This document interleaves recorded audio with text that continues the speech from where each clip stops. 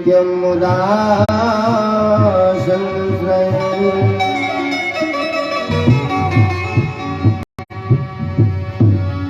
भारद्वाजीय वंशं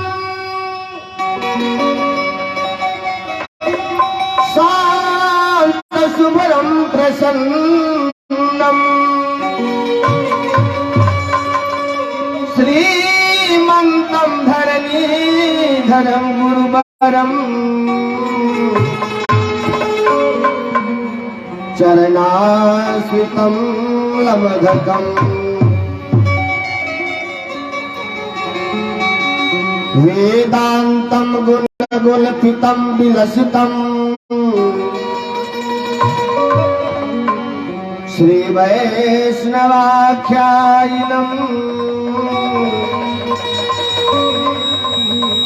श्रीस्वामी पुरुषोत्तमं गुरुवरं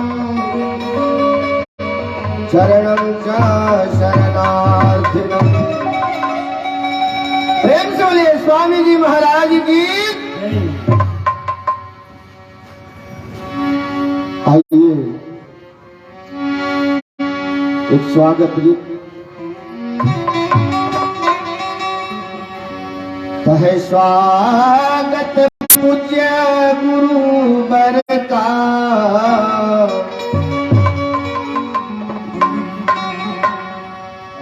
है स्वागत पूज्य गुरुवर का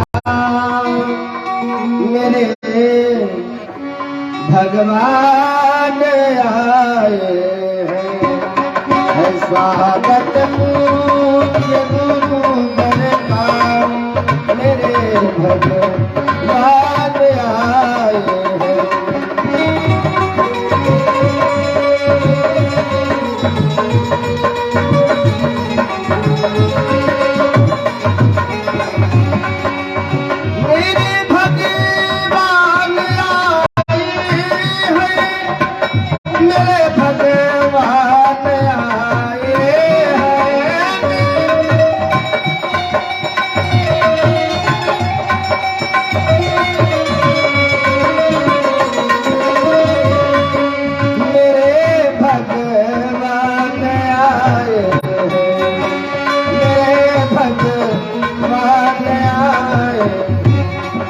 हृदय का हमें मिटाने को, हृदय का हमें मिटाने को प्रखर विद्वान आए।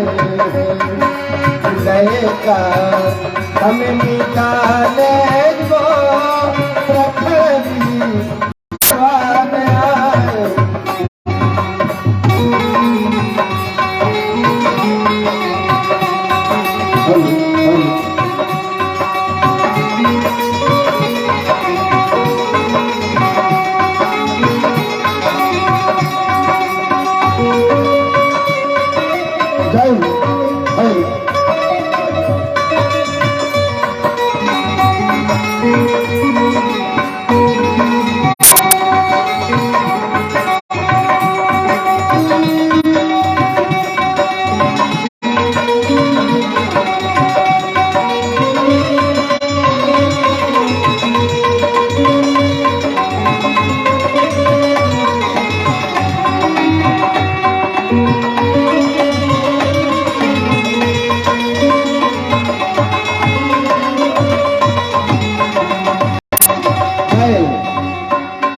क्या है?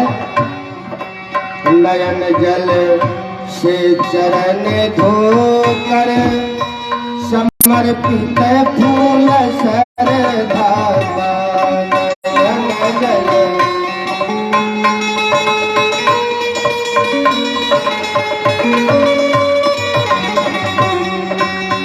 नयन जल से चरण धोकर समर्पित फूल सरधा का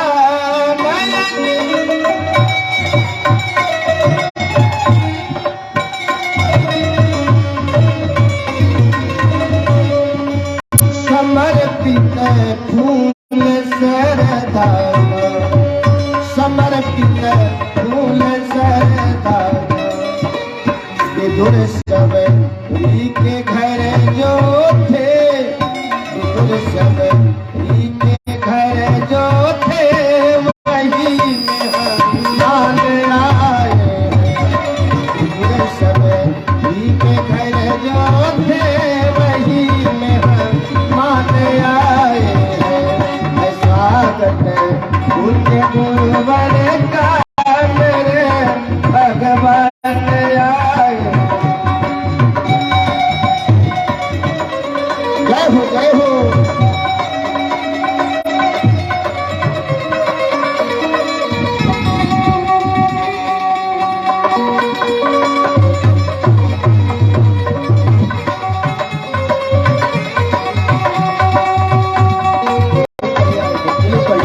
हेलो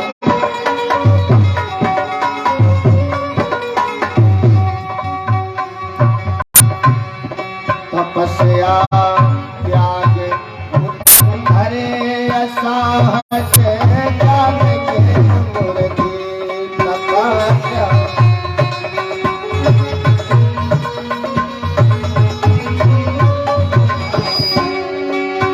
तपस्या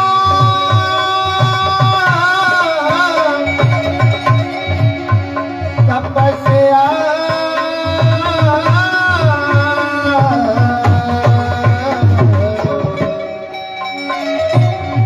आवाज बैठा हुआ लगता है। तपस्या त्याग करुणा धरिया साहस ज्ञान के मूर्ति तपस्या।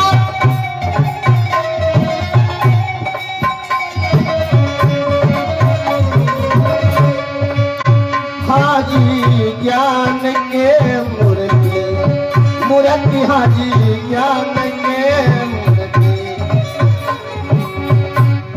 मनुज तन में प्रभु करने, मनुज तन में प्रभु करने, यहाँ कल याद आए। मनुज तन में प्रभु करने, यहाँ कल याद आए। स्वागत उच्च गुरुवर का मेरे भगवान आए।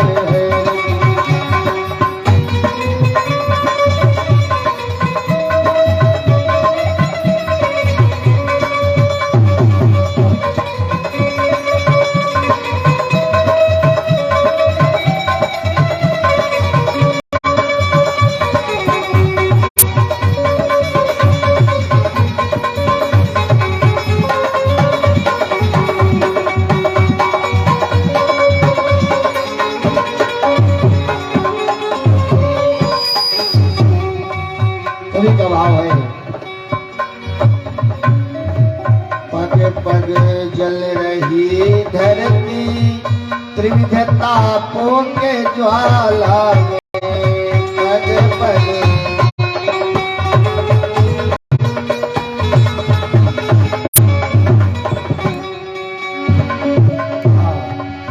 पग पग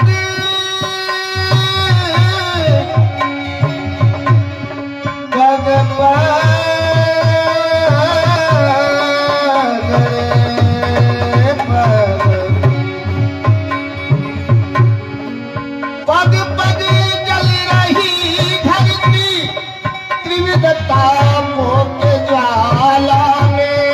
पग पग जल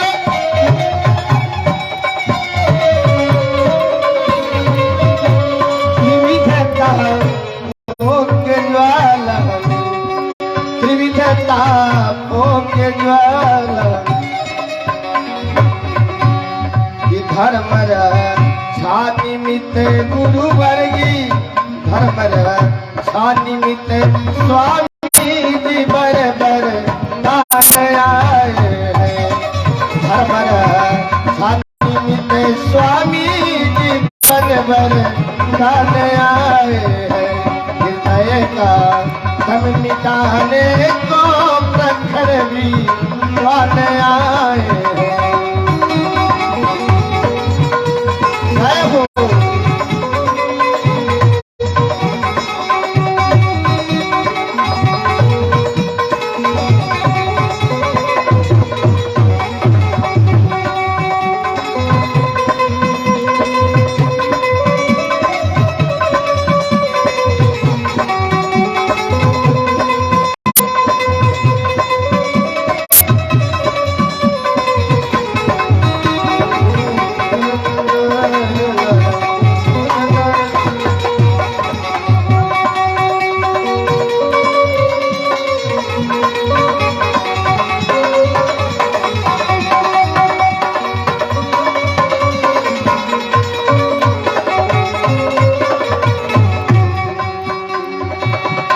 का अंतिम भाव है। अकिंचन जान कर भी आपने दर्शन दिया गुरुवर अकिंचन।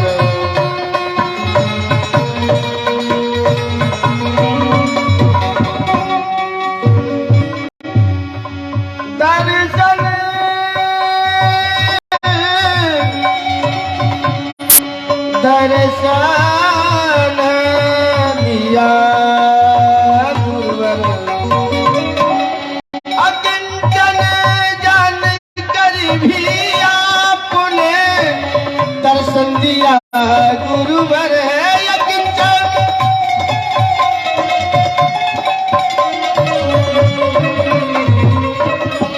हे गुरुवर दर्शन दिया गुरुवर आदर संदिया गुरुवर है किर धकेरा जन भाग है किर धकेरा जन भक्त जन के प्राण आए है किर धकेरा जन भक्त जन के प्राण आए है स्वागत पूज्य गुरुवर का मेरे भगवान आए हैं।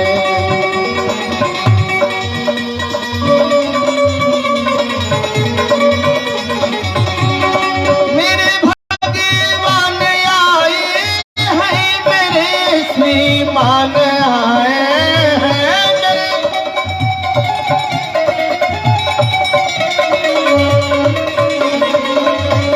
मेरे श्रीमान आए हैं प्रखर दिन मान आए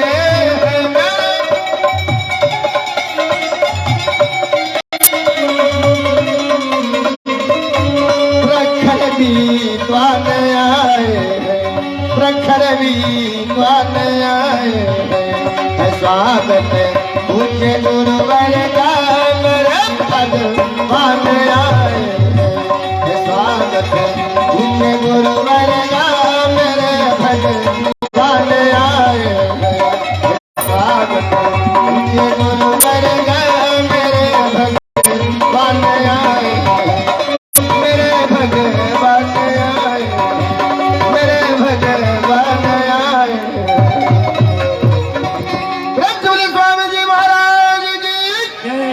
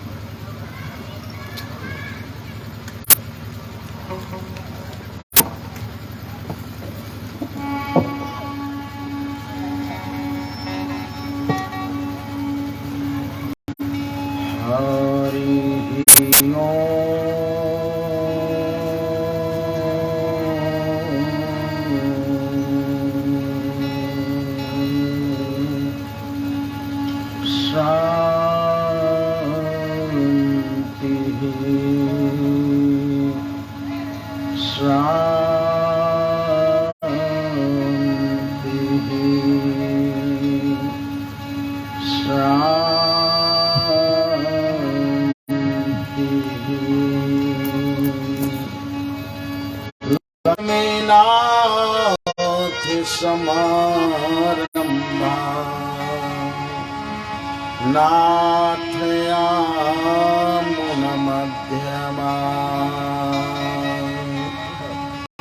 अस्मदाचार्य पर्यन्ता वन्दे गुरु परम्परा। भारद्वाज कुले भवं विजवरं श्रीवासुदेवाश्रितम्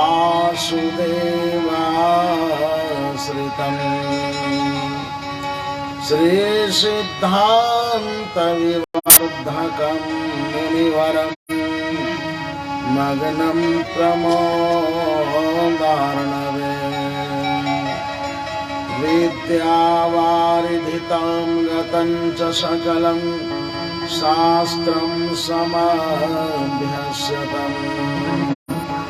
श्रीमन्तं धरणीधरं गुरुवरं नित्यं मुदा संश्रये।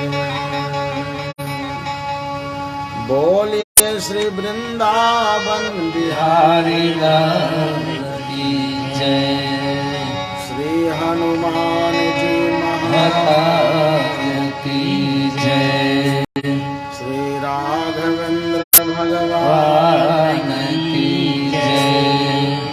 भाष्यकार श्री रामानुज स्वामी जी महाराज की जय। परम पूज्य श्री गुरुदेव भगवान की जय। जय श्री सीताराम।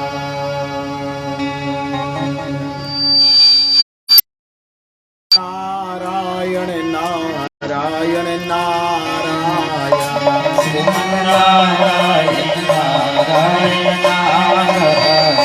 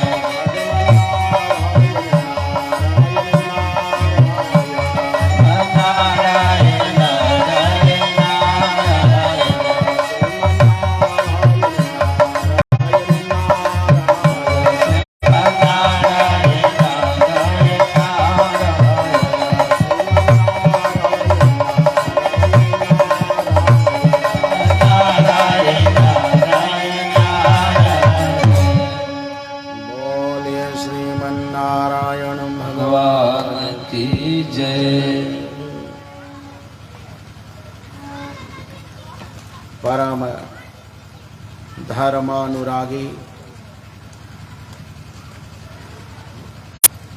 भक्तजनों, श्रद्धामयी देवियों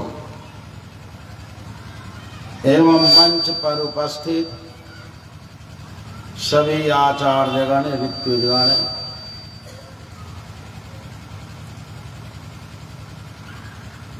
भगवान की बड़ी महती कृपा आप सभी भक्तजनों पर समान रूप में बरस रही है, इसमें कोई संदेह नहीं। सूर्य नारायण के पावन परिसर में भगवान सूर्य नारायण के सानिध्य में, भगवान सूर्य नारायण के समक्ष इस पावन पुष्करणी के पावन तट पर भगवान की कथा अगर जीवन में सुनने को मिलती हो तो वह भद्र सेवा मानी जाती है, कल्याणकारी अच्छी सेवा। संसार में संसार के विषयों की चर्चा संसार के लोग दिन और रात या तो करते हैं या तो सुनते हैं, जिनको सुनने के बाद हृदय में एक कंपन पैदा होता है, शांति भंग हो जाती है, अंतःकरण में एक हलचल पैदा हो जाता है। संसार के विषयों की चर्चा सुनने के बाद जैसे समुद्र में ज्वार भाटा आती है, उसी तरह से मनुष्यों के जीवन में एक टेंशन पैदा होता है, एक हलचल, जो थमने का नाम नहीं लेता, नाना प्रकार के रोग और उसकी चिकित्सा करा लेने पर भी शांति नहीं मिलती। क्यों? क्योंकि मनुष्य जिस औषधि को पीना चाहिए उससे वंचित रह जाते हैं। संसार की औषधियां कुछ समय के लिए रोग को दबाती है, किंतु जड़ से नाश इसी औषधि के द्वारा होती है, जिसको ऋषियों ने, मुनियों ने अपने जीवन में, जिसको जीवन मानकर एक जीवन प्रणाली समझकर अपनाया, उसका उपचार किया। यह सत्संग रसायन है। रसायन थोड़ी सी भी मात्रा में, जैसे किसी के घर में रुई की ढेर हो, पर्वत की तरह, पहाड़, रुई का पहाड़, थोड़ी सी चिंगारी उस रुई के पर्वत में अगर प्रवेश कर जाती है तो उस रुई के पर्वत को भस्म कर देती है। ठीक उसी तरह से मनुष्य का जो जीवन है पाप वासनाओं का भंडार है। संसार की चर्चा सुनते सुनते मानो रोग का भंडार हो गया। एक रोग का समुद्र, शोक का समुद्र, और सूखेगा कैसे? थोड़ी सी मात्रा में सत्संग रस जिसके कानों में पड़ जाता है तो आदि व्याधि जैसे भयंकर जो रोग है वो मिट जाती है। अकाल मृत्यु जिसकी होती है उसको मिटाने का साधन ये भागवत की कथा ही है। अकाल मृत्यु हर व्यक्ति अपने प्रारब्ध के अनुसार ही जन्म लेता है, अपने प्रारब्ध के अनुसार ही मृत्यु को प्राप्त करता है। प्रारब्ध के पीछे नारायण प्रभु की बहुत बड़ी कृपा होती है। सांप जिसको काट देता है उसकी अकाल मृत्यु कही जाती है। यह भी एक प्रारब्ध है। भागवत जन्म और मृत्यु का ज्ञान कराता है, जो शाश्वत है, नित्य है। जन्म भी लेना है और मृत्यु को भी प्राप्त करना है। परीक्षित राजा का यही प्रश्न है कि मरने के समय में संसार के लोगों का कर्तव्य क्या होना चाहिए, क्या करना, क्या नहीं करना। सांप जिसको काट लेता है उसकी अकाल मृत्यु होती है। जो पानी में डूब कर मर जाते हैं उनकी भी अकाल मृत्यु कही जाती है।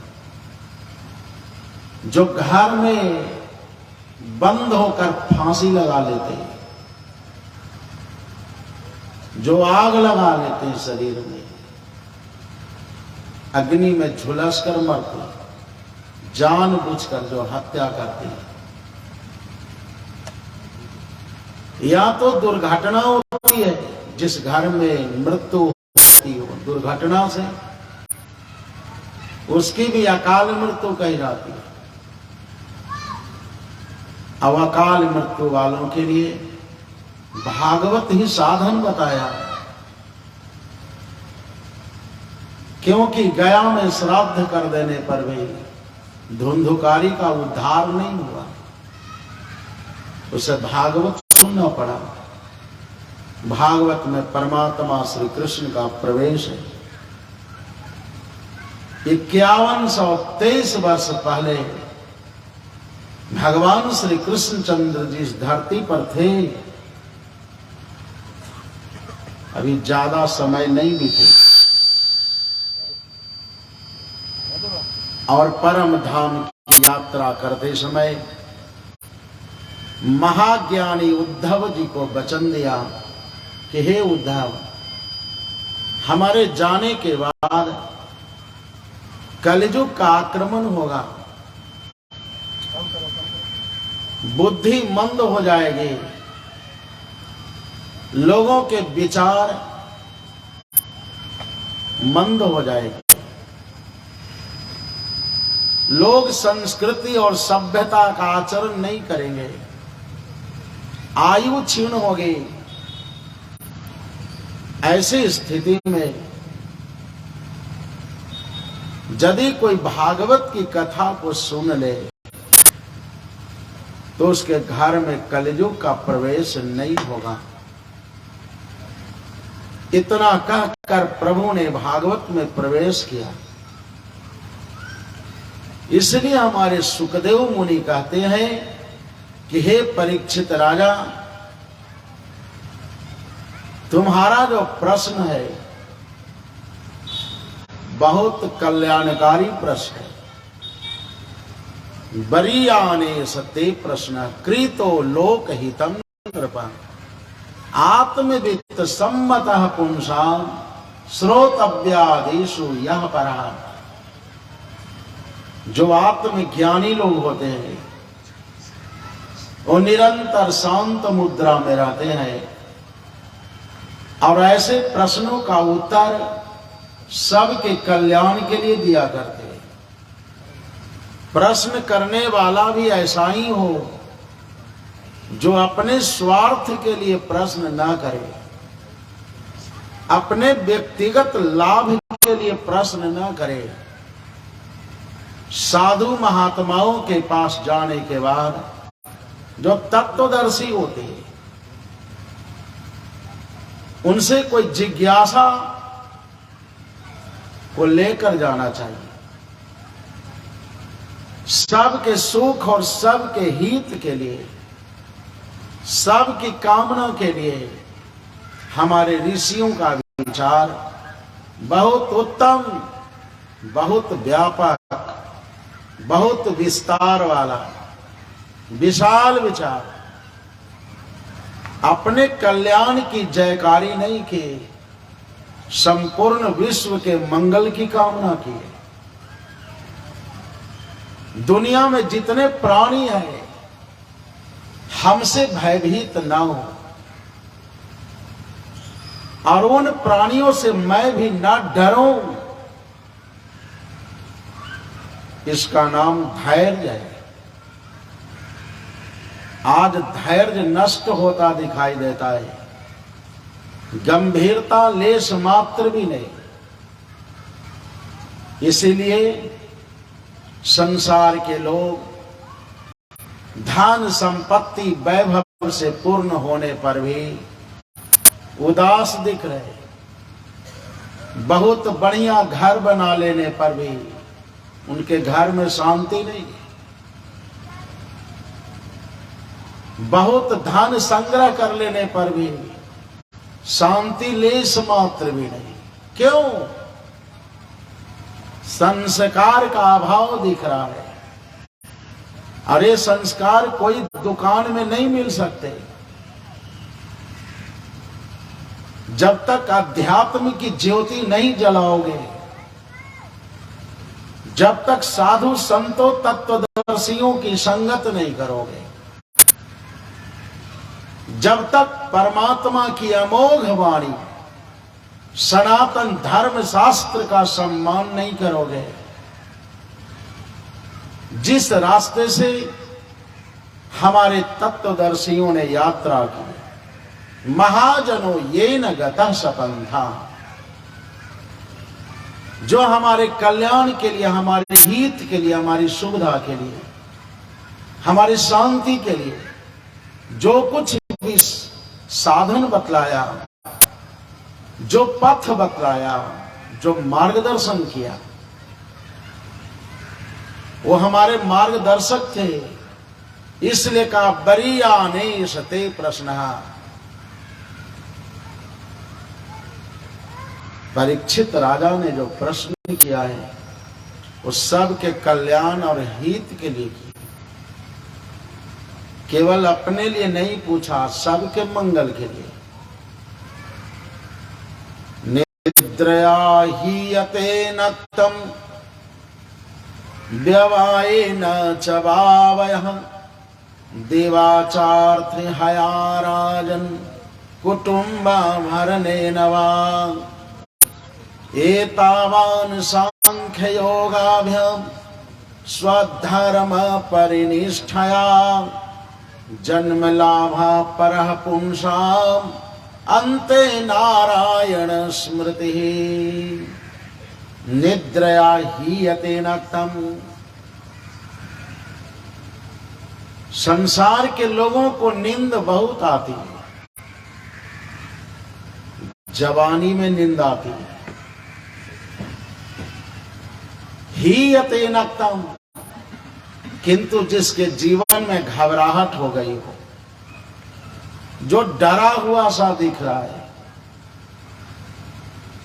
जिनके रात दिन उधेड़ बुन में बीत रहे हो, जो निरंतर किसी की निंदा आलोचना में लगे हो, गाय का सिंह बैल में और बैल का सिंह गाय में। बहुत लोगों की आदत है किसी के घर में जाकर, किसी की जमात में जाकर टेंशन पैदा कर देना, कुछ ऐसा विषय छेड़ देना जिससे भ्रम पैदा हो जाए और सोच उल्टी हो जाए, माइंड डिस्टर्ब कर देना। संसार की सोच नियत को खराब कर देती है। एक राजा की ऐसी सोच हो गई थी कि मैं अपने देश में एक ऐसा तालाब निर्माण कराऊंगा जो बहुत ही आकर्षक होगा, आनंददायक, और वो दूध से भरा जाएगा। संकल्प बहुत अच्छा हुआ। उस देश के प्रजा वर्गों ने सोचा, नर नारियों ने सोचा कि राजा की सोच बहुत बढ़िया, संकल्प बहुत अच्छा है। पानी वाला तालाब तो सबने देखा, ये दूध से भरा हुआ तालाब पहली बार देखने को मिला। सबने अपना अपना वोट राजा को दे दिया। राजा की डिग्री हो गई, राजा पुनः पद स्थापित हो गए। संकल्प बढ़िया होगा तो जनता समर्थन करेगी। संकल्प अच्छा था। देश के प्रजाओं ने सोचा कि अपने अपने घर का दूध कल तालाब में डाला जाएगा। कल कोई व्यक्ति अपना दूध कोई डेयरी में नहीं डालेगा, न तो खाएगा, उसको तालाब में डाला जाएगा। जो एक बूंद दूध होता है, सबने मन में सोच लिया। किंतु जब मध्य रात्रि हुई तो राजा रानी के चक्कर में फंस गया। एक न्याय के सिंहासन पर बैठने वाला राजा किसी के चक्कर में फंस जाए तो उसका परिणाम क्या होगा। नियत खराब हो गई। रानी ने कहा, खबरदार, जैसा मैं कहूं वैसा करो। जनता ने वोट रानी जी को थोड़े दिया है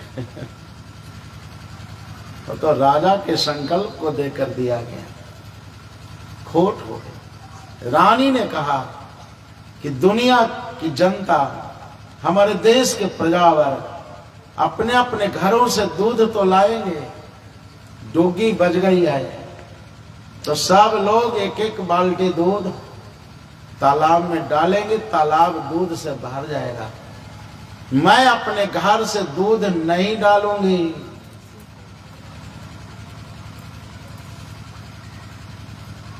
और दूध के बजाय पानी डाल दूंगी। राजा ने रानी का समर्थन कर दिया, बुद्धिमंद हो गए। रानी जी ने एक दासी को बुलाया, उसका नाम था सुंदरी। कहा सुनो सुंदरी, किसी को नहीं बताना, कल चुपके से ब्रह्म मुहूर्त में जाकर एक बाल्टी पानी डाल देना और दूध को छिपा कर रखे।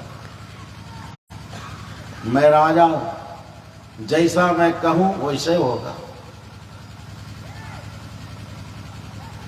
सत्यता भंग हो गई, राजा रानी के बस में हो गए।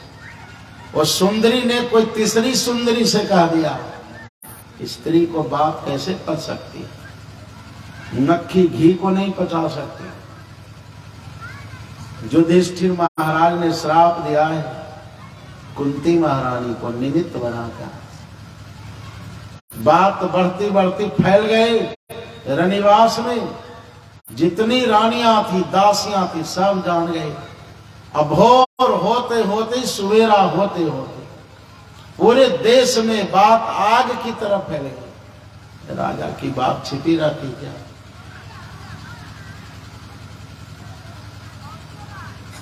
सब ने ही सोचा कि कल अपने घर का दूध नहीं डालना है। जब राजा ही डालेंगे नहीं तो हम लोग तो गरीब प्रजा हैं।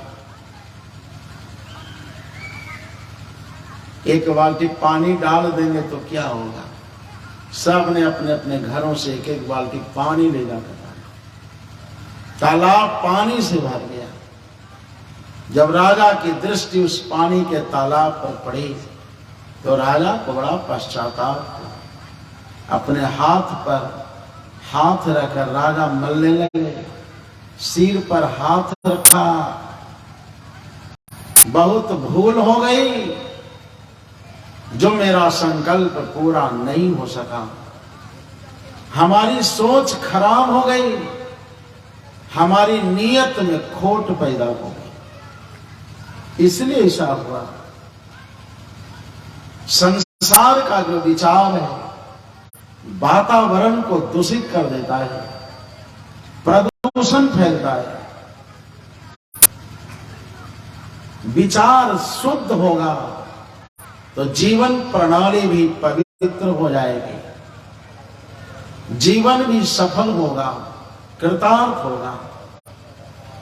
यदि विचार अपवित्र होगा तो संस्कार मंद हो जाएगा, गिर जाएगा। उस घर में वास्तु देवता वास नहीं करेंगे, चाहे कितना बढ़िया घर बना लो।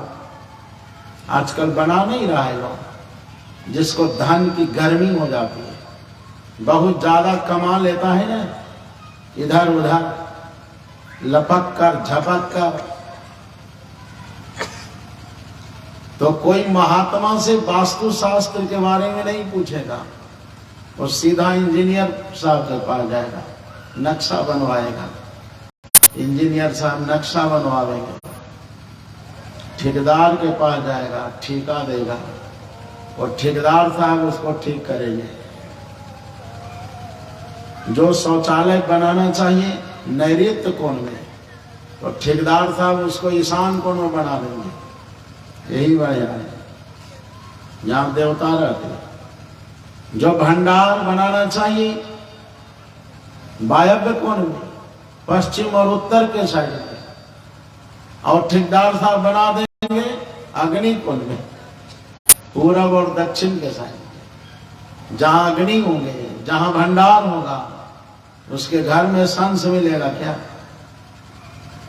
देवता दक्षिणावर्त प्रदक्षिणा नहीं करते, बायां घूमते, वामार्थ। और जितना बाएं घूमेंगे उतना ही संस्कार गिरता जाएगा,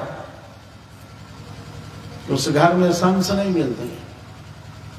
वास्तु का सम्मान करो, आदर करो। ये हमारी सनातन संस्कृति है, सनातन परंपरा है। जिसने भी सम्मान किया, जिसने भी आदर किया, वो कलयुग में भी परम आनंद की प्राप्ति करता हुआ दिख रहा है। और जिसने भी छेड़छाड़ की, मनमुखी, जिसने भी इस प्रकृति और परंपरा का छेड़छाड़ किया, उसके घर में वर्ण संकरता फैली और उसका वातावरण दूषित हुआ। संकरो नरका यही कुलघ्नानाम कुलस्य च। बहुत ज्यादा कलह और अशांति उस घर में पैदा होती है।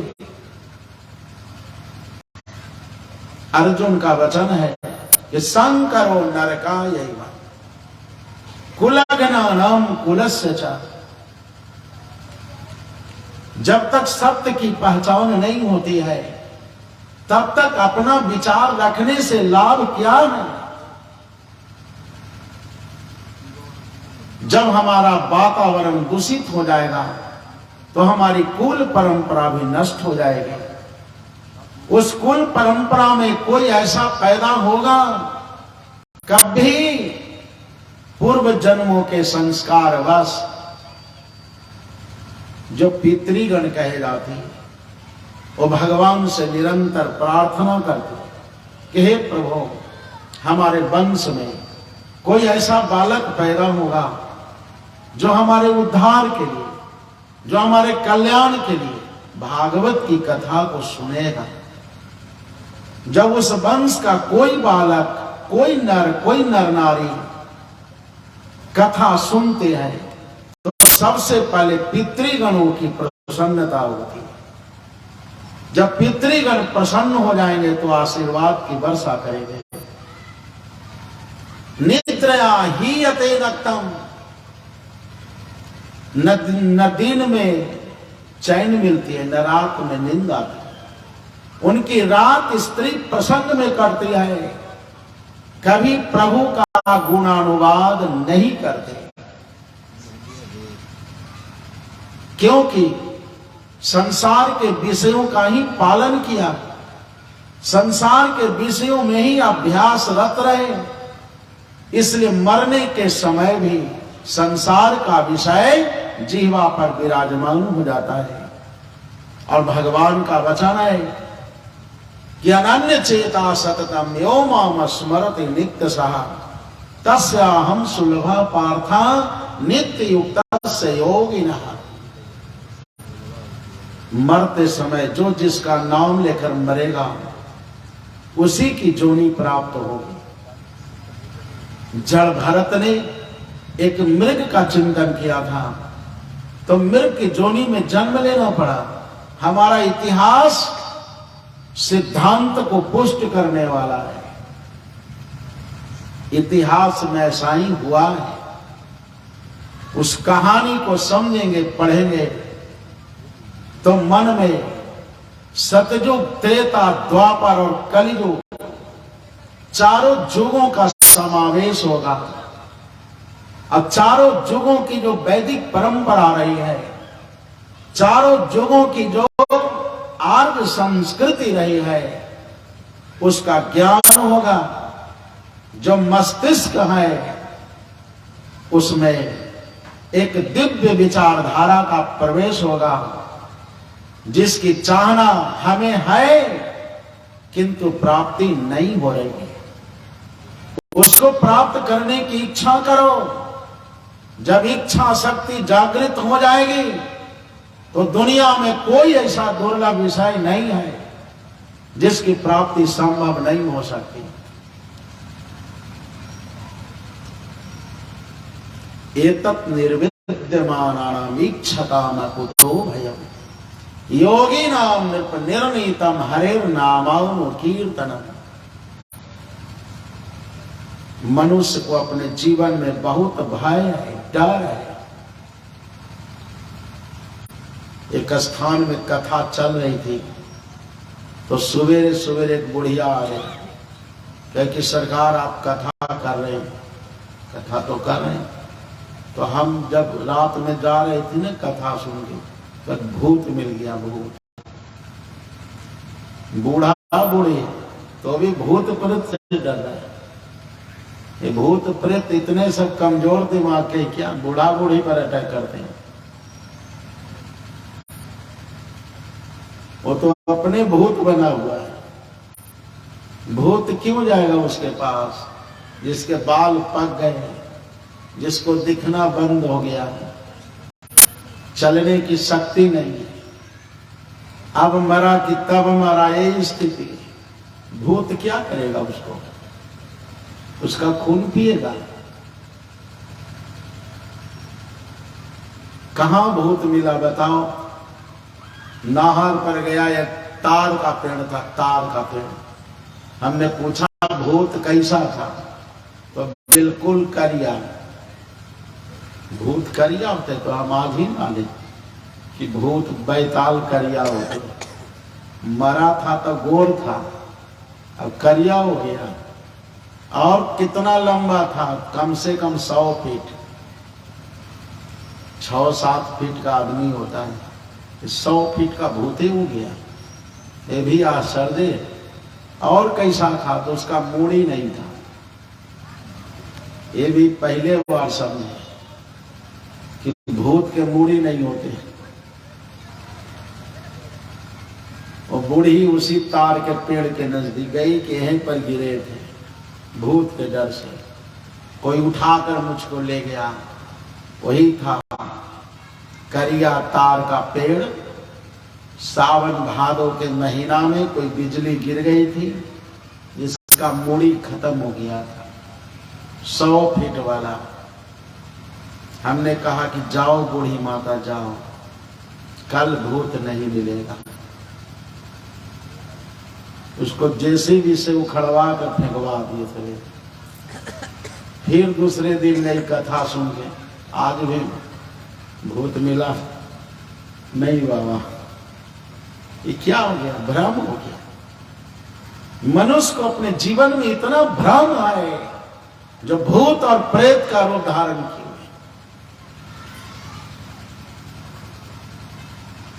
कोई रात में मोटी रस्सी मिलेगी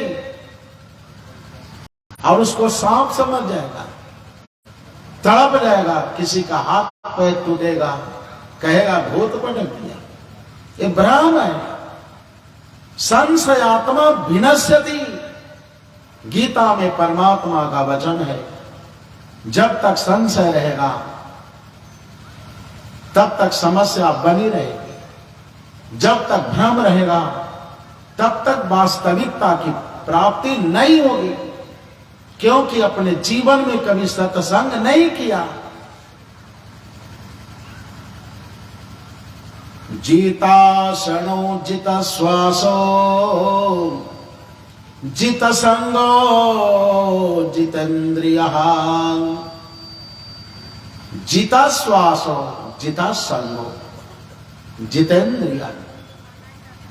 स्थूले भगवतो रूपे मन संधारयत्यः। जितासनो जिता श्वासो। जब कुछ पाना है तो सबसे पहले आसन लगाना होगा। संसार के लोग आसन नहीं लगाते, बिना आसन के ही कुछ पाठ कर लेना, अब बिना आसन लगाए हुए भोजन कर लेना जैसे तैसे। कोई बूढ़ा बूढ़ी अगर आसन न लगाए तो कोई बात नहीं, उनकी अवस्था ढल गई और हमारे वरिष्ठ नागरिक हो गए, हमारे पूर्वज हो गए, जिनके पैरों में दर्द आए, समस्या है, किंतु जो आसन लगा सकते हैं वो भी उच्छृंखल वातावरण आचरण करते हैं। आसन नहीं लगाते। आसन लगाकर भोजन करना, आसन लगाकर प्रभु की चर्चा को सुनना, ये जवानी का विषय है। जवानी में आसन लगाओगे तो वृद्धावस्था में भी परम आनंद की प्राप्ति होती रहेगी।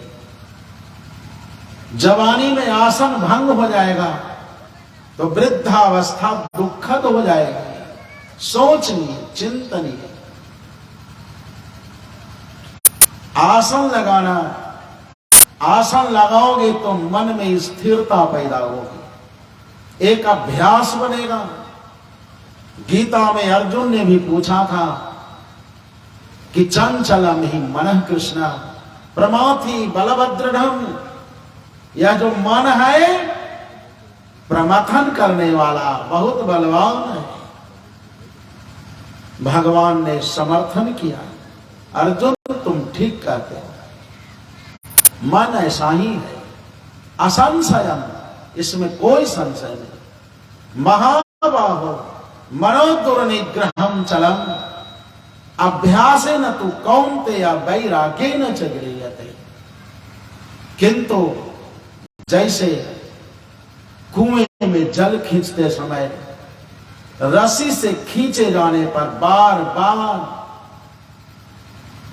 रस्सी से खींचे जाने पर पत्थर में भी रस्सी के चिन्ह पड़ जाते हैं, उसी तरह से कौन ऐसा मन है जो निरंतर अभ्यास करेगा, साधन करेगा, और उसका मन अपने वश में क्यों नहीं होगा, मन केंद्रित क्यों नहीं होगा, प्रभु के चरणों में स्थिरता क्यों नहीं प्राप्त होगी। अभ्यास की जरूरत है। अभ्यास करोगे तो विद्या अमृत बन जाएगी, और अनाभ्यास है विषम विद्या। अभ्यास करना बंद कर दोगे, वही विद्या तुम्हारे लिए जहर बन जाएगी।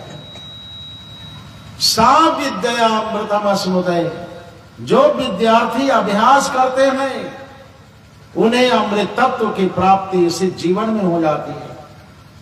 और जिनका अभ्यास छूट जाता है, चाउमीन चापर समोसा में जो लग जाती है, विद्यार्थी जीवन में वो लिखने के लिए टेंशन में रहते हैं, कैसे लिखेंगे, चोरिये नहीं हो रही है, कहाँ लिखेंगे, एक पन्ना भी लिखना मुश्किल है। एक एक विद्यार्थी पर 11,000 दिया जाए, नहर के किनारे बैठे हुए, कोई मोटरसाइकिल लगाकर, कोई साइकिल लगा, 11 क्या करे, 11 भी गार्जियन तपस्या कर रहे हो, जिसको लिखना हो लिख ही नहीं रहा। अब निकलेगा तो गार्जियन को गाली गलौज करेगा, तुम क्यों नहीं लिखा। ये स्थिति है। अभ्यास करो, अभ्यास करोगे तो उस परम तत्व की प्राप्ति जरूर हो जाएगी। अभ्यास करोगे तो सब कुछ मिलेगा। अभ्यास संघर्ष करना बंद कर दोगे तो जीवन की गति ठप हो जाएगी, आगे की ओर बढ़ना बंद हो जाएगा। यह जो जीवन है परमात्मा की दी हुई एक संपत्ति है। संसार के विषयों में फंसने के लिए नहीं, उन विषयों से मुक्ति पाने के लिए। इसलिए कहा जीतासनो, सबसे पहले आसन को जीतो, जीता श्वासो, श्वास प्रणाली पर कब्जा करो। श्वास को खींचना और छोड़ना, जो पूरक, कुंभक और रेचक 3 प्रकार के प्राणायाम की पद्धतियां हैं, जो हमें उपहार में मिला है, हमें विरासत में मिला है। ऋषियों ने, मुनियों ने बड़ी तपस्या करके, बहुत अनुसंधान करके इसको हमारे लिए प्रसाद के रूप में दिया। क्योंकि मनुष्य को जीवन में अगर रोग पैदा हो जाए तो समझ लेना कि कफ, पित्त और वायु, ये 3 प्रकार की बीमारियां पैदा होती है। कभी कफ के द्वारा, कभी पित्त के द्वारा, कभी वायु के द्वारा। इसलिए श्वास को खींचना, अंदर ले जाना, बाहर की ओर छोड़ना, कभी बाई नासिका के द्वारा, कभी दाहिनी नासिका के द्वारा। ये क्या एक प्राणायाम पद्धति है जिसको ऋषियों ने, मुनियों ने उपहार के रूप में दिया है, जिसका कोई मूल्य नहीं है, अमूल्य है, जिसको धारण करोगे तो जीवन में स्वास्थ्य जो वृत्ति है और बनी रहेगी। अल्पाहारम, कम भोजन करो, परिमित भोजन करो। ऐसा नहीं कहा कि कथा में आओ तो भूखे आओ, भूखले कहीं जाओ पूजा करने के लिए, कथा सुनने। कहा कि नोपवासो वरः प्रोक्तः, कथा विघ्न करो यदि उपवास करने से कथा में विघ्न आ जाए, कथा सुनने में क्षति हो जाए, तो ऐसा उपवास किसी काम का नहीं। अल्पाहारम, भोजन करके कथा सुनो, किंतु ध्यान रहे, ध्यान रखो, कहीं ठास भोजन चाप निद्रा न हो जाए। इतना भोजन ना करो कि बैठे नहीं जाए, या तो कथा में नींद आ जाए, झपकी आ जाए, तो कथा क्या सुनोगे। एक सेठ जी बहुत प्रेम से कथा सुनते थे, बहुत भगवान का अनन्य भक्त थे, लोगों को बतलाया करते थे कि जब ब्याह जी कथा करते हैं ना, तो उनके जो चौकी है, चौकी में उठा के हम कथा सुनते हैं। हम इतने बड़े महान श्रोता है, हम नीचे बैठवे नहीं करेंगे। नीचे जो कथा सुनते हैं ना, वो मूर्ख लोग होते हैं, और ऊपर में जो बैठ के सुनेगा चौकी में सट के, वही अनन्य भक्त माना जाएगा। और सेठ जी क्या करते, कपड़ा के व्यापारी थे। कथा में जब चौकी में सट कर बैठे तो लोग तो समझ रहे थे कि भाई बहुत बड़े भक्त हैं, अब ये वैसे सुनते हैं कथा, ब्याह जी की चौकी में उठा कर तो वैसे सुने। और कैंचिए रखते थे धोखड़ी में, कथा सुनते सुनते उनको नींद आ गई, सोने की आदत थी, खूब भर पेट भोजन करके आते थे कथा में। जब स्वप्न हुआ, उनको लगा कि कोई बहुत बड़ा ग्राहक हमारे दुकान में आ गया है, बहुत महंगा कपड़ा लेने के लिए। लगन में आज हमारा थान का थान बिक रहा है। स्वप्न में ग्राहक को देखा और कैंची निकाल दी। अब ब्याह जी जो कुर्ता पहने थे ना, कुर्ता, वो एक बगली से काटना शुरू कर दिया। एक बगल के कुर्ता सब कट गया उनका। ब्याह जी ने कहा कि सेठ जी क्या कर रहे हो। कहा कि हाँ, बड़ी गलती हो गई, हमने सोचा था कि आज हमारा भाग खुल जाएगा, किंतु आप ही का कुर्ता कट गया। अब क्या करें, ऐसे अगर इस साइड से इस साइड, दोनों साइड से अगर हो जाए तो कुर्ता की क्या दुर्दशा होगी। परिमिता अल्पाहार, जो कथा में विघ्न पैदा न करे। जिता संग, आसक्तियों पर विजय प्राप्त करो। घर में बहुत आसक्तियां होती हैं, जवानी में अभ्यास नहीं करोगे, वृद्धावस्था में भी आसक्ति बनी रहेगी। साथी, गाछी, बाछी, तीनों नासी।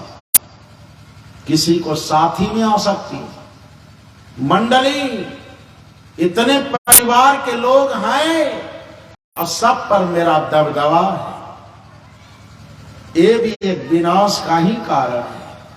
ऐसा मान लेना कि सब पर हमारा दबदबा है, मैं जो चाहूं वही होगा, वृद्धावस्था में उसी की फजीयत होती है, उसी की दुर्गति होती है।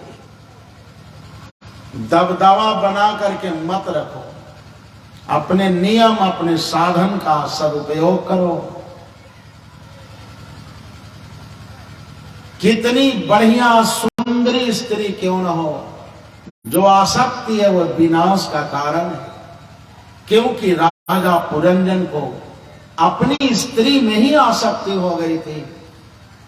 राजा विचित्रवीर्य को अपनी ही स्त्री में आसक्ति हो गई थी और उसी के कारण उसका विनाश हुआ। राजा पुरंजन को स्त्री का चिंतन करते करते धरती छोड़ना पड़ा और स्त्री की जोनी में जन्म लेना पड़ा।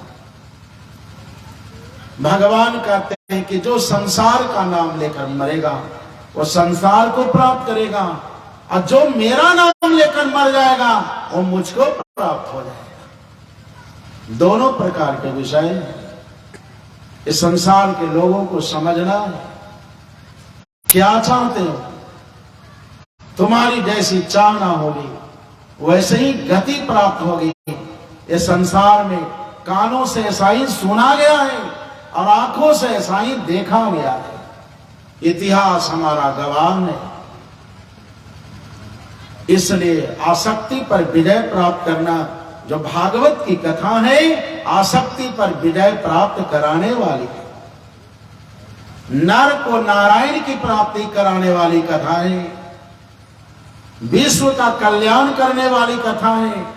कथा चाहे कहीं भी होती हो, इसका प्रभाव पूरे भूमंडल में जाता है, पूरे विश्व में इसका प्रभाव होता है। क्योंकि हमारे सनातन धर्म में जो शब्द है वो ब्रह्म का स्वरूप है। शब्दो वही ब्रह्म। अपने मुख से कभी अभद्र भाषा का प्रयोग ना करो, क्योंकि वाणी के दोष से ही महाभारत हुआ। वाणी के दोष से अराजकता फैलती है। अराजकता, जहां नियम बनता है, जहां विधान बनता है, ये नेता लोग कितने अभद्र भाषा पार्लियामेंट में बोलती है। वह एक प्रदूषण नहीं तो क्या है। जिसके वाणी का संयम ही नहीं है, वो देश के नागरिक को एक सूत्र में कैसे बांध सकता है। एक सूत्र में बांधने का साधन धर्म है। धर्म सबको बांधता है। जो साधु महात्मा होते हैं वो भगवान के प्रतिनिधि होते हैं। परमात्मा अपना विचार अपने प्रतिनिधि साधु संतों के मुखारविंद से व्यक्त किया करते हैं। ये परमात्मा की वाणी, परमात्मा का विचार है। जो धर्म है वो जोड़ता है और संसार का जो विषय है वो एक दूसरे को तोड़ता है। हमें जुड़ करके रहना है, हमें जुड़ना है, हमें मानवता की प्राप्ति करनी है। जब तक मानव धर्म जीवन में उत्पन्न नहीं होगा तब तक भटकने से होगा क्या। इसलिए वाणी का संयम, जो शब्द है आकाश में जाता है। शब्द गुणकम आकाशम, हमारा न्याय दर्शन कहता है, हमारा तर्क शास्त्र कहता है कि शब्द गुण का आकाशम। शब्द के गुण को आकाश ग्रहण कर लेता है। जैसा शब्द उच्चारण करोगे अंतरिक्ष में गूंजता रहेगा। यदि अभद्र शब्दों का उच्चारण करोगे तो वज्र की तरह एक न एक दिन तुम्हारे ऊपर पड़ेगा। एक न एक दिन जरूर पड़ जाएगा। द्रौपदी ने इतना ही कहा था कि अंधा से पुत्र अंधा, अंधा का बेटा अंधा होता है। जब महाभारत के युद्ध में उस दिव्य धर्म सभा में, जो सुधर्मा नाम की सभा थी, जिसको मैं नाम के दानव ने निर्माण किया था, अर्जुन ने खांडव वन को जलाते समय उस दानव की रक्षा की थी। इसलिए प्रसन्नचित होकर उस दानव ने एक सभा का निर्माण किया था। उसकी यही व्यवस्था थी कि स्थल को जल की तरह और जल को स्थल की तरह दिखाना था। और उसी दृश्य को देखकर दुर्योधन को भ्रम हो गया। स्थल को जल समझकर वस्त्र को समेट लिया, गिर भी पड़ा। और उस समय महारानी द्रौपदी को हंसी आ गई। द्रौपदी ने कहा, अंधा से पुत्र अंधा, इसका बाप अंधा है। ऐसा बोलना चाहिए था क्या? कैसा भी हो, किंतु कोई नारी के मुख से, कोई पुरुष के मुख से अभद्र भाषा का उच्चारण करना चाहिए, अपने परिवार को जानकर भी। किंतु भीमसेन ने समर्थन तो किया ही, द्रौपदी ने भी उपहास किया। ये कोई जरूरी नहीं है कि बाप अंधा हो तो बेटा भी अंधा हो सकता है। हिरण्यकशिपु तो दुराचारी था, राक्षसी प्रकृति वाला, किंतु उनका पुत्र प्रहलाद धर्मात्मा होते। देव मंदिरों में उनकी पूजा होती, देवलोक में देवता उनका गुणानुवाद करते। बेन राजा दुराचारी थे, धर्म कर्मों को बंद कराने वाला, किंतु उनका बेटा राजा पृथु भारत के राजा बने। अब भगवान की कथा सुनने के लिए प्रभु से 10,000 कानों की मांग की। राजा उत्तानपाद तो दुराचारी था, किंतु बेटा ध्रुव धर्मात्मा प्रकृति का था।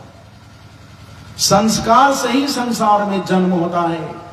यदि कोई गर्भवती स्त्री भागवत की कथा को सुनती है तो उसका पति चाहे कैसा भी हो, परिवार कैसा भी हो, किंतु कथा का जो संस्कार है वो गर्भ को पवित्र कर देता है। और सदाचारी, धर्मात्मा, परोपकारी, परमार्थ करने वाला विलक्षण संस्कारी बालक का जन्म होता है। ये संस्कार शब्द है,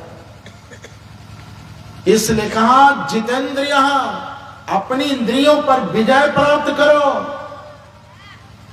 विजय प्राप्त करो, कैसे होगा? एक व्यक्ति ने दुनिया पर विजय प्राप्त कर लिया,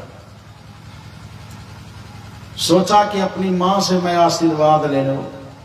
माता भी सर्व विजयी कहकर आशीर्वाद देगी। हमारा बेटा बहुत बढ़िया है, जो सर्व विजयी बन गया, दिग्विजयी बन गया।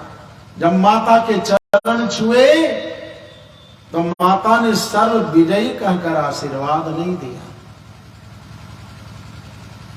उस पुत्र को बहुत गुस्सा आ गया, हमारी मां ठीक नहीं है, हमारी मां बहुत मूर्ख है। दुनिया के लोग मुझको दिग्विजयी कहते हैं, सर्व विजयी। अब माता के चरण छुए, पैर छुए और सर्व विजयी कहकर आशीर्वाद क्यों नहीं देती? मां कहती, बेटा मैं सर्व विजयी कहकर आशीर्वाद नहीं दूं, तूने दुनिया को जीत लिया है। यह बात, एक विषय हमारे कानों में आ चुकी, तूने सबको जीत लिया, किंतु तुम्हें पता है तुम्हारे बारे में, बेटा के बारे में मां को जितनी जानकारी होती है उतना किसी को नहीं होता। तूने सबको जीत लिया, किंतु तूने अपने आप को नहीं जीता है, अपने आप पर विजय प्राप्त नहीं किया। इसलिए तुम सर्व विजयी कहलाने के अधिकारी नहीं हो। जो अपने को जीतता है उसी को सर्व विजयी कहा जाता है। रावण ने सबको जीत जरूर लिया था, किंतु अपने आप पर विजय प्राप्त नहीं कर सका। बाली ने सब पर विजय प्राप्त किया, सूर्योदय से पहले, पूर्व से पश्चिम और पश्चिम से पूर्व, उत्तर से दक्षिण, दक्षिण से उत्तर। यह पूरे भूमंडल की परिक्रमा करता था, समुद्र की प्रदक्षिणा कर लेता था, किंतु सनातन धर्म के विरुद्ध आचरण करने के कारण बलि उस आत्मविश्वास को अपने हृदय में धारण नहीं कर सका, अपने आप पर विजय प्राप्त नहीं कर सका। इसलिए अपने को जीतो। जो भागवत की कथा है, जब कर्ण कुंवरों के द्वारा अंतःकरण में प्रवेश करती हैं तो अपने आप को मनुष्य संतुष्टि का अनुभव करता है। जब जीवन में पूर्ण रूप में संतुष्टि आ गई तो समझ लेना कि हमारा वातावरण पवित्र हो चुका है, सब कुछ अच्छा चल रहा है।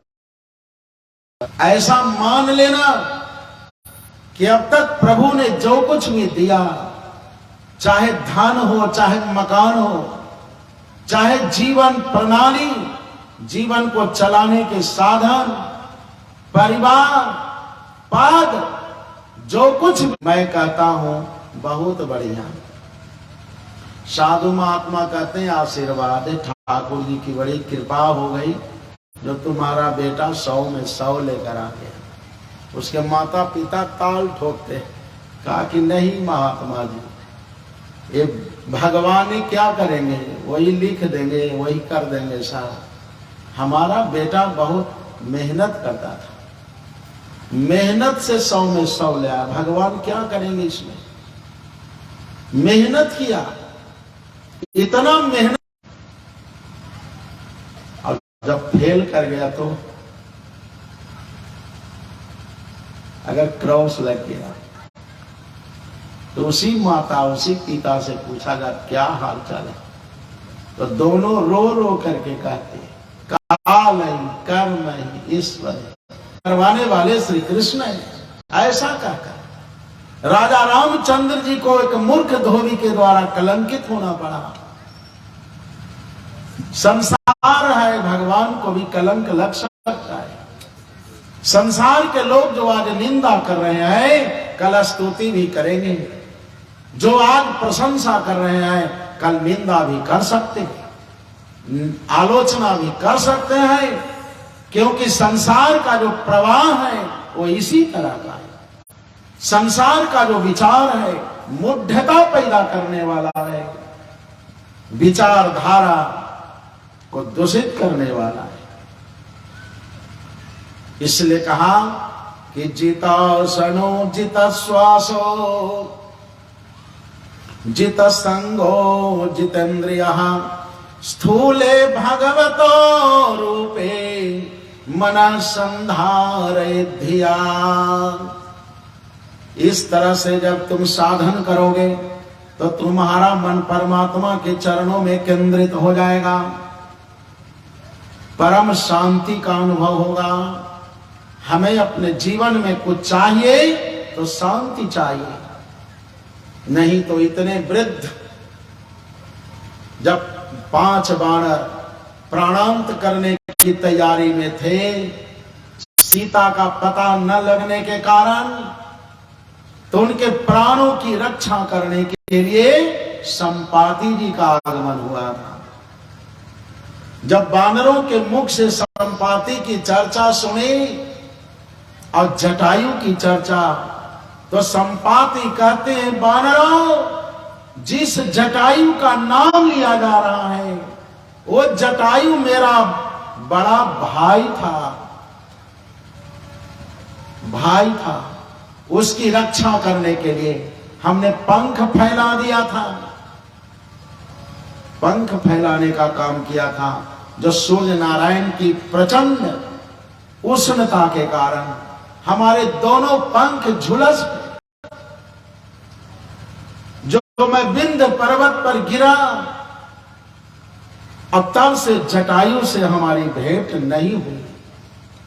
आज ही हमने आपके मुख से जाना कि जटायु को रावण ने वध किया और जटायु ने अपने स्वधर्म की रक्षा करने के लिए गिद्ध जोनी में जन्म लेने पर भी जटायु ने स्वधर्म की रक्षा की है। रक्षा करने के लिए प्राणों की आहुति दे दी, किंतु पीछे मुड़े नहीं। स्वधर्मे निधनम श्रेयः, अपने धर्म में जन्म लेना और अपने ही धर्म में मृत्यु को प्राप्त करना, ये परमात्मा का अखंड वचन है। राजा रामचंद्र जी ने गिद्धराज जटायु को भी सदगति दे दी।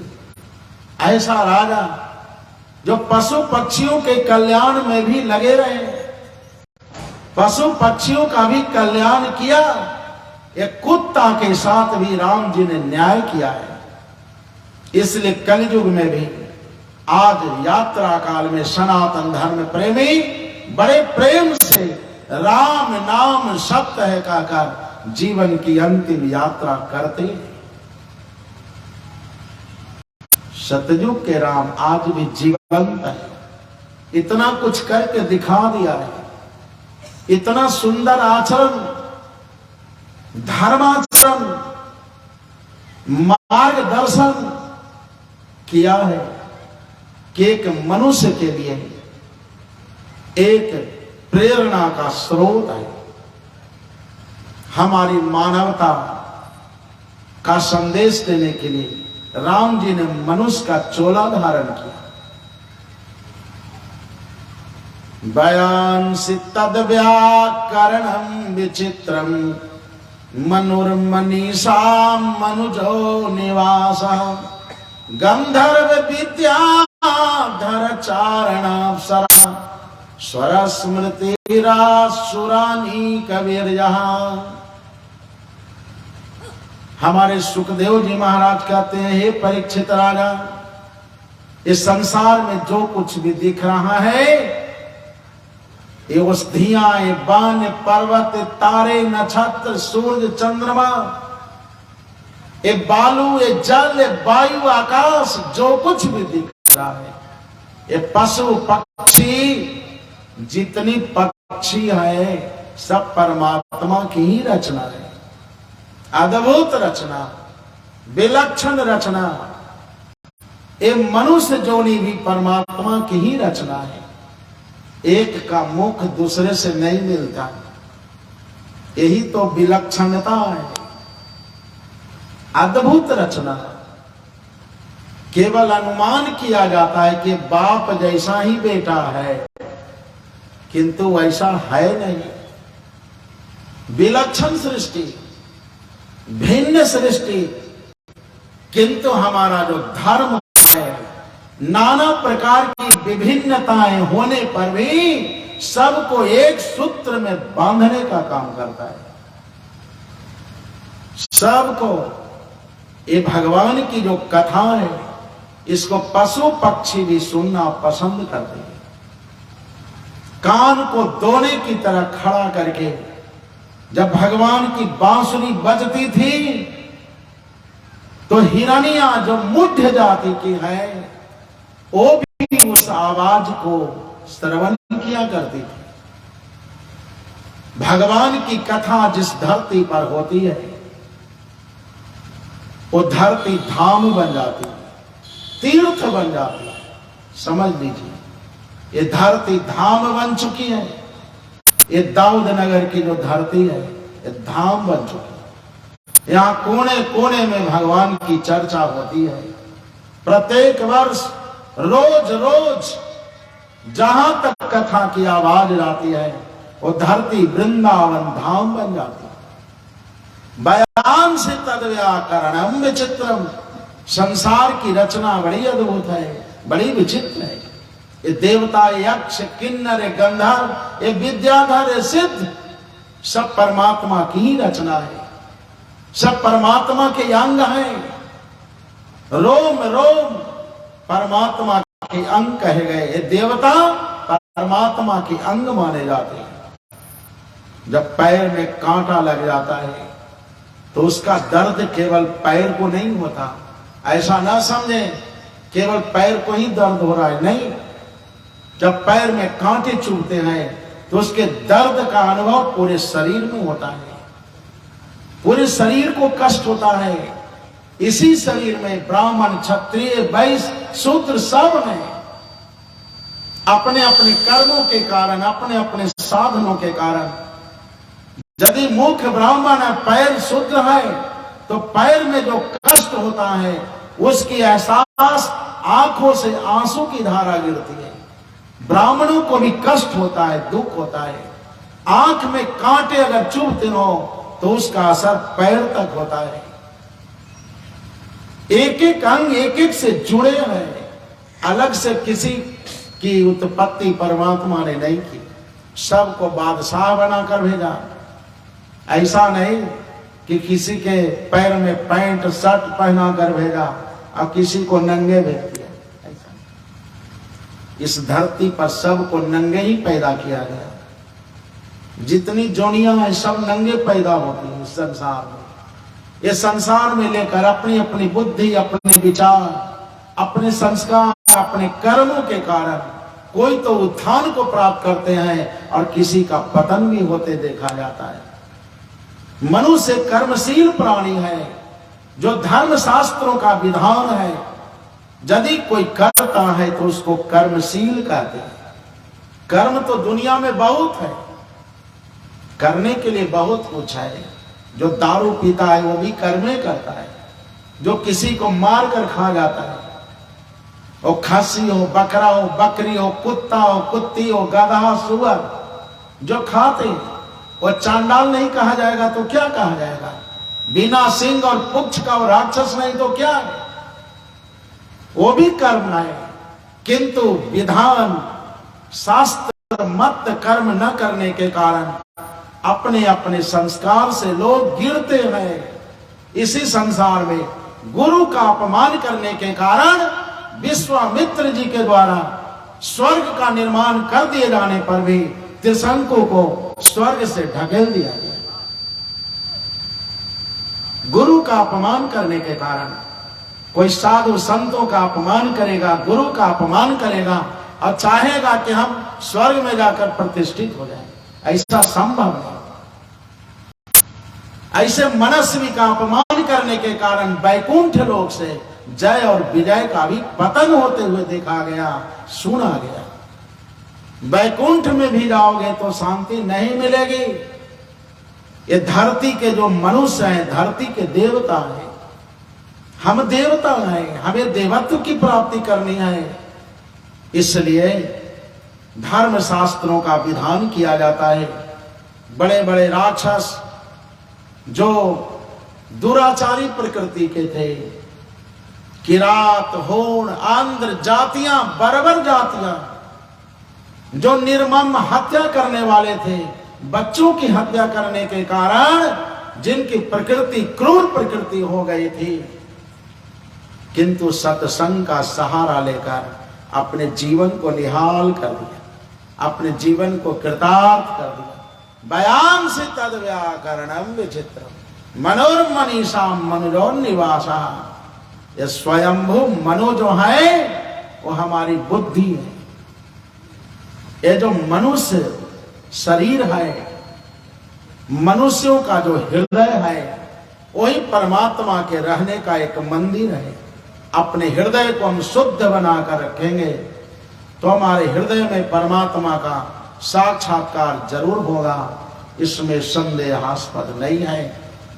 आज प्रथम दिवस है। अल्पारंभा क्षेम करा।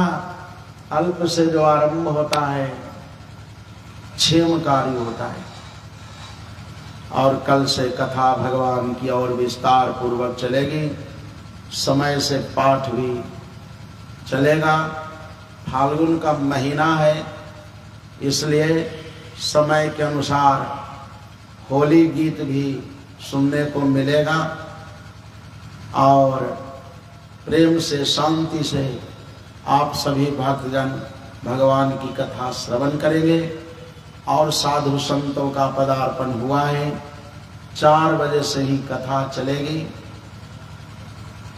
जो इस समय 8:30 बजे 9 बजे भगवान की आरती होगी, प्रसाद वितरण होगा। सवेरे पाठ पारायण भी चलता है। बिना संस्कृत पारायण के भगवान की कथा पूर्ण नहीं मानी जाती। इसलिए 7 बजे सवेरे से पाठ पारायण भी चलेगा। आप सभी भक्तजन श्रवण करेंगे और बहुत आनंद में उल्लास में सुनेंगे। कथा में कोई टेंशन नहीं, कोई उदासी नहीं, आनंद पूर्वक, क्योंकि राक्षस संवत्सर की समाप्ति हो रही है। अब 1 वर्ष से राक्षस नाम का संवत्सर चल रहा है, अब बदलने वाला है, नल नाम का संवत्सर आने वाला है। इसलिए बहुत बढ़िया होगा, शुभ आने वाला है। अनुकूल वातावरण, अनुकूल ज्योति को जगाने वाला हमारा शुभ संवत्सर आएगा, जो सब कार्य अनुकूल होगा, सिद्ध हो जाएगा। बोलिए श्री वृंदावन बिहारी सीताराम सीताराम सीताराम कहिए। सीताराम सीताराम सीताराम कहिए। सीताराम सीताराम सीताराम कहिए। चाहे वेद राख राम चाहे वेद रहिए। चाहे वेद राख राम चाहे वेद रहिए। मुख में हो राम नाम राम सेवा हाथ में। मुख में हो राम नाम राम सेवा हाथ में। तू अकेला नाई प्यारे राम तेरे साथ में। तो तेरा नहीं प्यार राम तेरे साथ में। बुद्धि का विधान जान हानि लाभ सहिए। का विधान जान हानि लाभ सहिए। सीताराम सीताराम सीताराम कहिए। सीताराम सीताराम सीताराम कहिए। किया अभिमान तो फिर मान नहीं पाएगा। किया अभिमान तो फिर मान नहीं पाएगा। होगा प्यारे वही जो राम जी को पाएगा। होगा प्यार वही जो राम जी को पाएगा। आया सब ज्ञान शुभ कर्म करते रहिए। पालया सत्याग शुभ कर्म करते रहिए। सीताराम सीताराम सीताराम कहिए। सीताराम सीताराम सीताराम कहिए। जिंदगी की डोर सौंभाग बिना नाम है। जिंदगी की डोर सौ भाग बिना नाथ के। महलों में राख जाए तो बड़ी में वास है। महलों में रख जाए तो बड़े में वास करे। धन्यवाद निर्विवाद सीताराम कहिए। धन्यवाद धन्यवाद सीताराम सीताराम सीताराम कहिए। सीताराम सीताराम सीताराम कहिए। आशा एक राम जी से दूजे आशा छोड़े। आशा एक राम जी से दूजे आशा छोड़े। नाता एक राम जी से दूजे नाता तोड़े। नाता एक राम जी से दूजे नाता तोड़े। साधु संग राम रंग अंग अंग रंगे।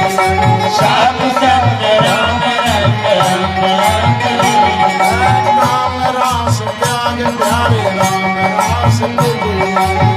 राम रस त्याग प्यारे राम रस बीते।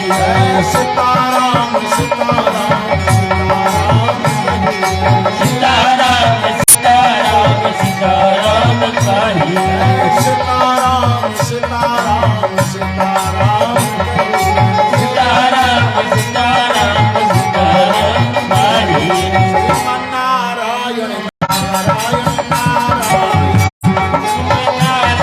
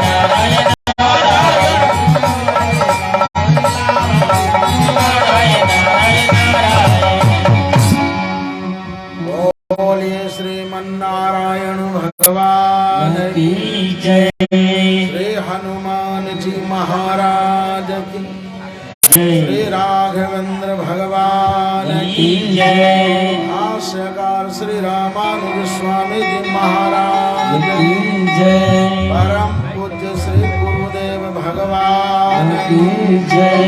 जय जय श्री सीताराम। सब जनता जनार्दन की जय। आरती दिलाएंगे सभी भक्तजन। आरती में अपने अपने स्थान पर खड़े हो जाएं। माइक लगाओ वहाँ गुड्डी माइक सही करो।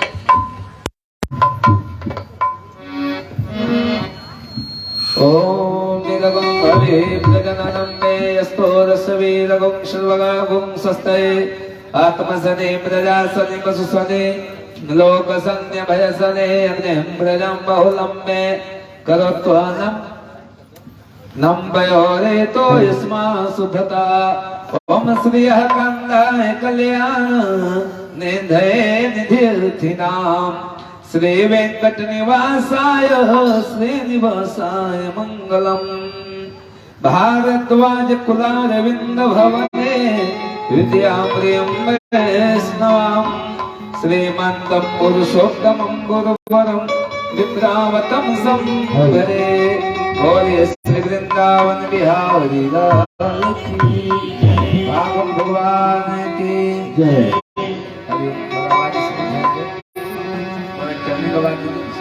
Hello hello Hari Hari.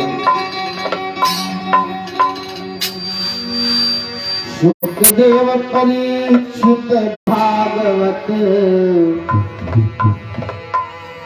भगवान की आरती। सुखदेव परीक्षित भागवत भगवान की आरती। सुखदेव परीक्षित भागवत भगवान की आरती।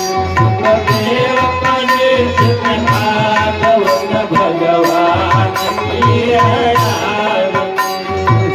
भवसागर से जीव को पल में पार उतारती।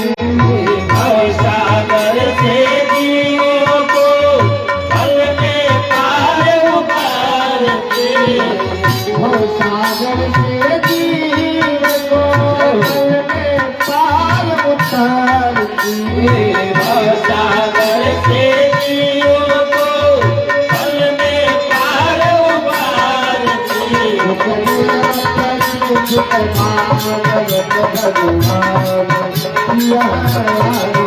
सुखदेव परीक्षित भागवत भगवान की आरती।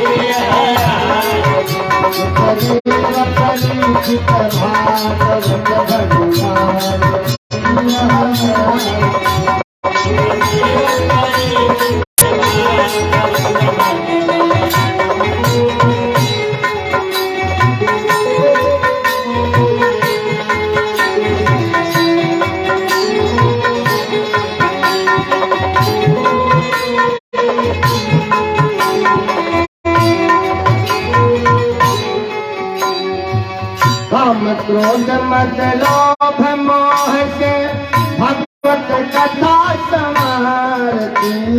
काम क्रोध मद लोभ मोह से भगवत कथा संहारती। काम क्रोध मद लोभ मोह से भगवत कथा संहारती। काम क्रोध मद लोभ मोह से भगवत कथा संहारती। विषय विष से रक्षा करके अमर कथा समझावती।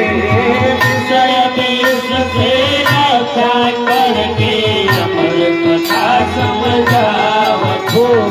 विषय विष से रक्षा करके अमर कथा समझावती। विषय विष से रक्षा करके अमर कथा समझावती। सुखदेव परीक्षित भागवत भगवान की आरती। सुखदेव परीक्षित भागवत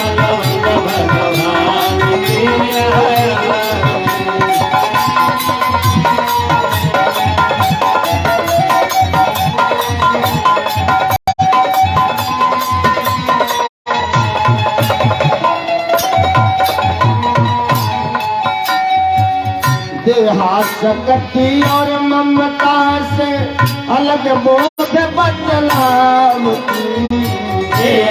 सकते और ममता से अलग बोध बतलावती। सकती और ममता से अलग बोध बदलावती। सकते और ममता से अलग बोध बतलावती। परम सत्य का ज्ञान करा कर सीमा सकल जुड़ावती। परम सत्य का ज्ञान करा कर पीड़ा सकल जुड़ावती। परम सत्य का ज्ञान करा कर सीमा सकल जुड़ावती। परम सत्य का ज्ञान करा कर पीड़ा सकल जुड़ावती। भगवान सुखदेव परीक्षित भागवत भगवान।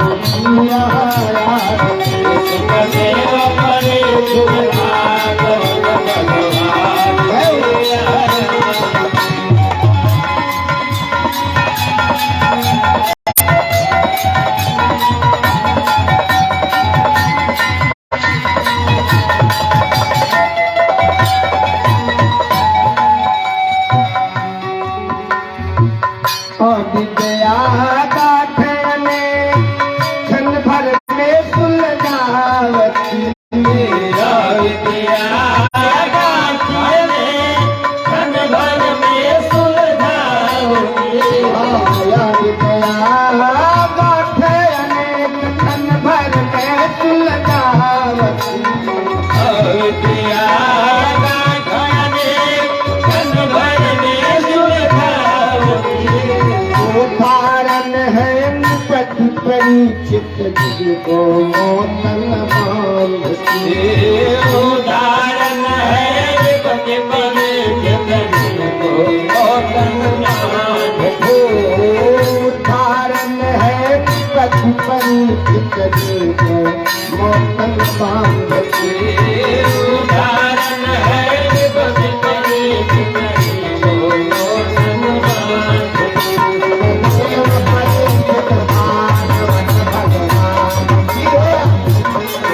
सुखदेव परीक्षित भागवत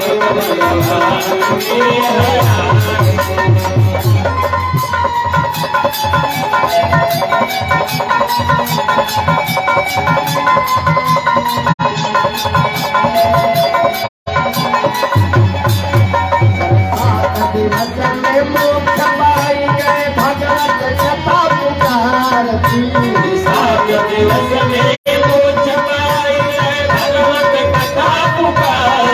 भगवत कथा पुकारती। भगवत कथा पुकारती। भगवत कथा पुकारती। भगवत कथा पुकारती। दिवस में मोक्ष पाई गए भगवत कथा पुकारती। सात दिवस में मोक्ष पाए भगवत कथा पुकारती। हम सब मोर पुकारे हम सब लोग जोर पुकारे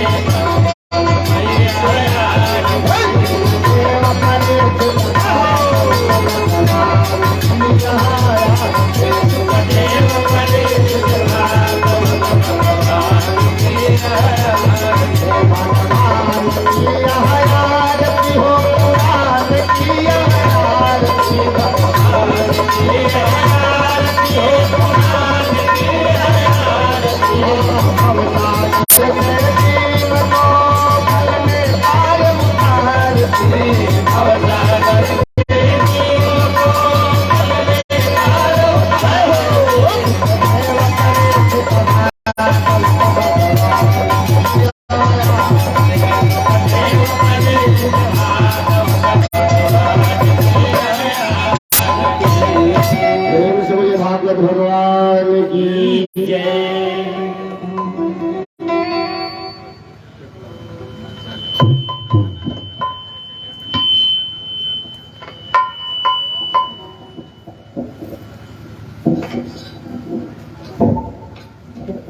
हरिओम। रे बोलिए श्री स्वामी जी महाराज की जय। श्री स्वामी जी महाराज की भली आरती जय। श्री स्वामी जी महाराज की भली आरती जय। श्री स्वामी जी महाराज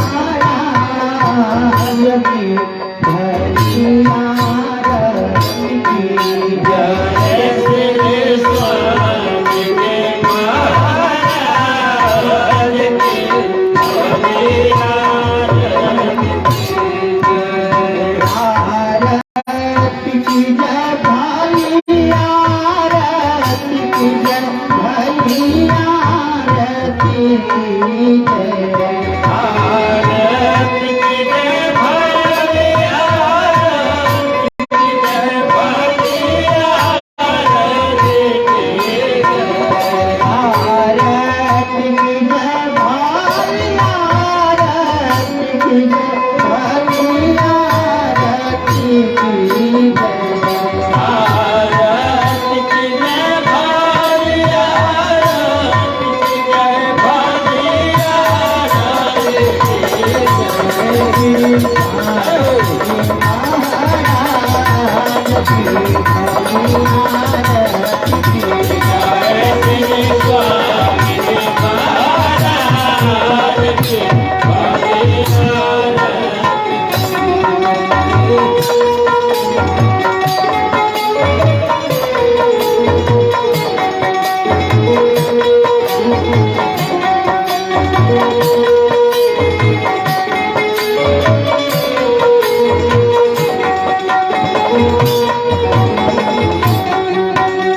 सोने कटौती गंगा जल पानी। सोने कटौती गंगा जल पानी। सोने कटौती गंगा जल पानी। सोने कटौती गंगा जल पानी। गुरु जी के चरण पधारी के भली आरती की जय। गुरु जी के चरण पधारी के भली आरती की जय। स्वामी जी के चरण पधारी के भली आरती की जय। स्वामी जी के चरण पधारी के भली आरती। श्री स्वामी महाराज की